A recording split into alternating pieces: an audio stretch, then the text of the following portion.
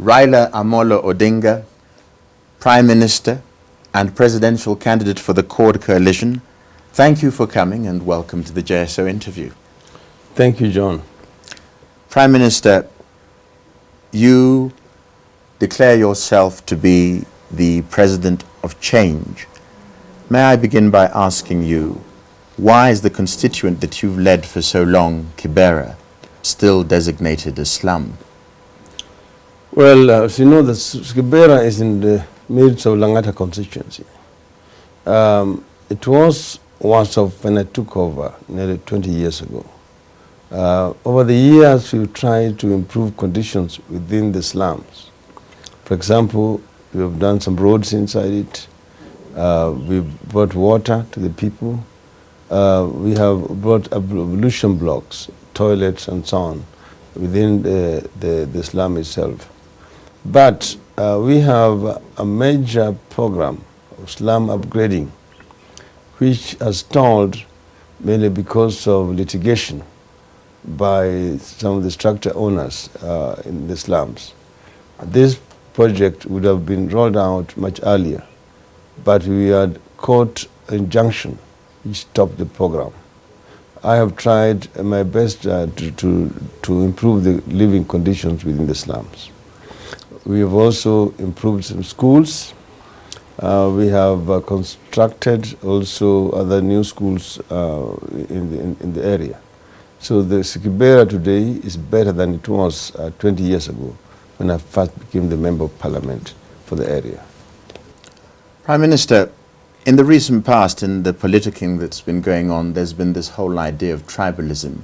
And the other accusation that falls to you from some of your campaigning colleagues, whom you addressed as brothers in the course of the presidential debate, they say the question of land, why is Raila Odinga talking about land when he should go back and explain what he did with the molasses plant? Prime Minister, what did you do with the molasses plant?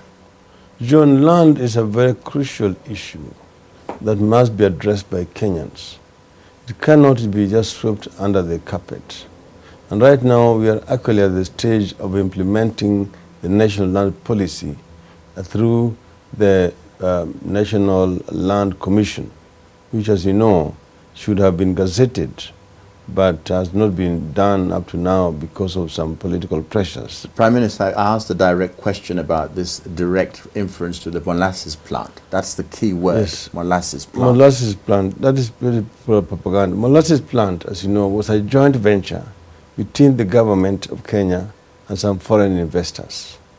It was an ambitious program which was introduced in those days of the oil crisis.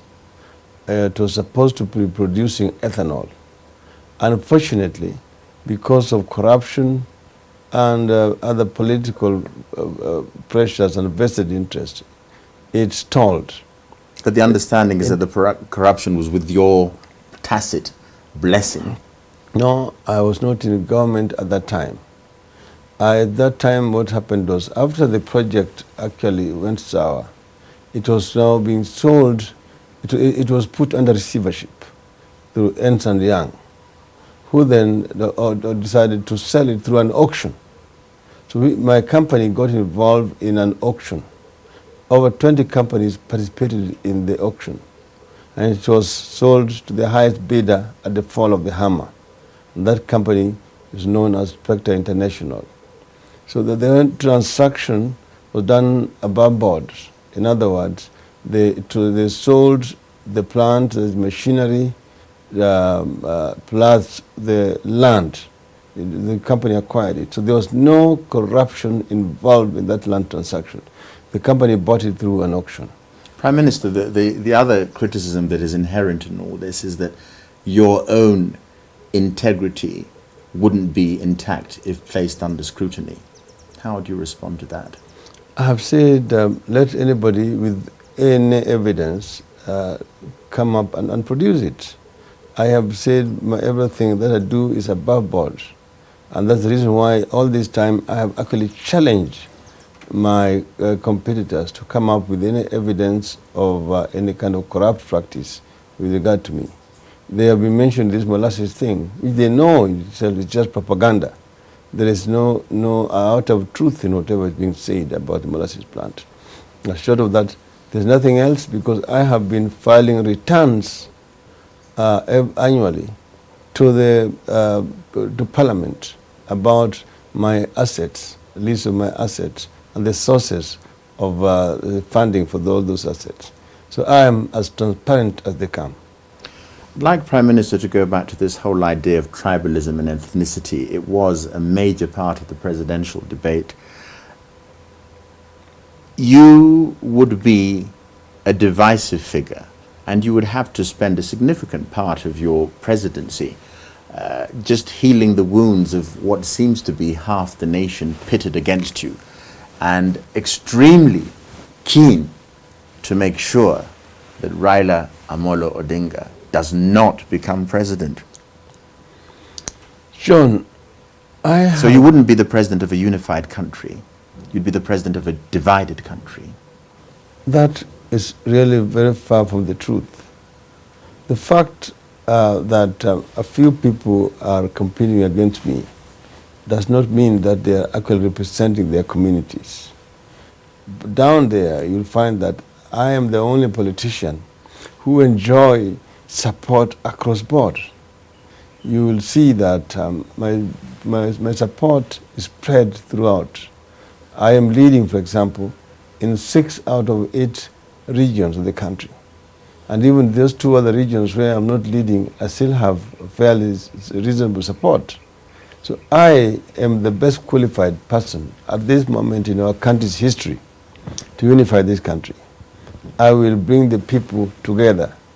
I will ensure that there is equity in distribution of resources, that appointment to public positions done not only on merit, but that there is also equity and regional balancing.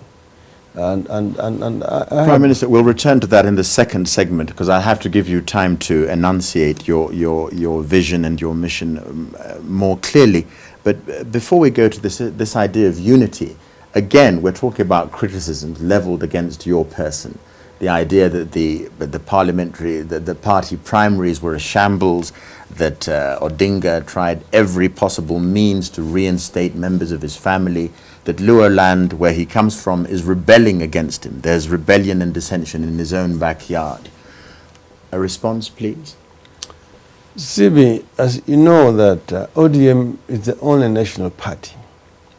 And that's the reason why, of course, there was a lot of interest in different parts of the country. There are other areas where the nominations themselves were like the elections. And because of that, the competition was even much stronger in those areas. The time given for the nomination of political parties was short.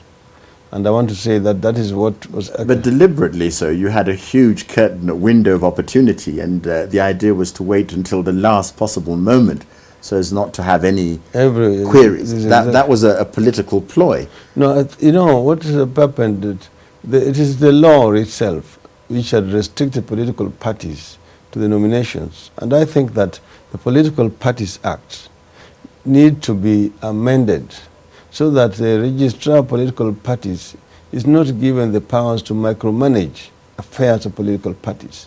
Political parties are associations, societies, which should decide their own agenda themselves. Like in the UK, nominations are done by the political parties 1 year or 6 months before the election. Exactly. And there was no reason why this should have been pushed. For example, they gave this idea of party hopping. It has been fixed for 4th of December. Then Parliament decided to push it to 4th of January, and then later on to 18th of January, cutting things so fine. Because every political party was trying to avoid a situation where losing candidates would jump to the other opposing political parties. So trying to suggest that our politics is not at all issue-based. We're not talking issues at all. Yeah. So is the Chord Coalition the first government in Kenya's history which is going to focus on issues rather than personalities? Certainly, CB. As I said, there's been evolution in political party development in our country.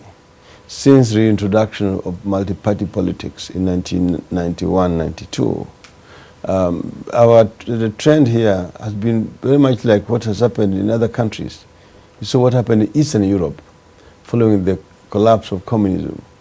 So many political parties emerged, but then after a while, these parties began to coalesce and to merge so that eventually we ended up with 2 or 3 party systems. I think that our political party system must come of age in this country, that we end up with 2 or 3 political parties. Exactly. But in between time, the understanding might be this coalescing.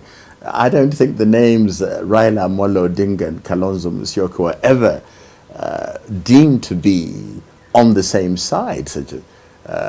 Is this coalescing a very sort of Machiavellian construct that leads you to power when sort of bitter enemies suddenly come together to? They say that in politics there are no permanent enemies or even permanent friends. What most important are principles and interests in politics.